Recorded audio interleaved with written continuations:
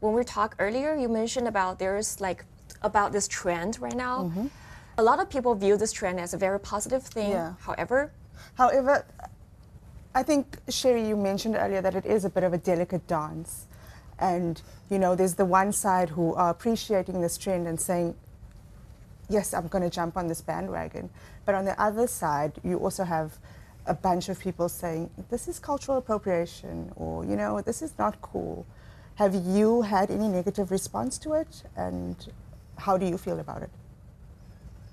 I think my outlook has always been just, growing up, I recognized from an early age that my culture has been a great source of happiness for me, whether that be like family support, because, Chinese families are really like close knit, whether that be, the food that I eat, whether that be, like the guidance from my teachers, sort of the guidance that I have in school.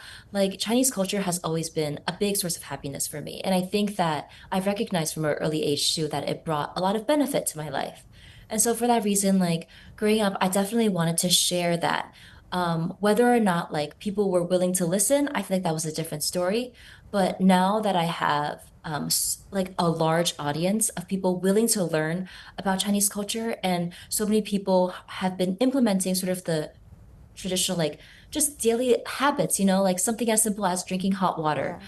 I think like seeing them sort of like have that benefit and like also like share that joy brings me a lot of happiness. Because at the end of the day, I think that like happiness is contagious and it should be contagious and it should remain that way. And so just sharing and extending that culture is, I always view as like a positive thing. And I hope to continue doing that.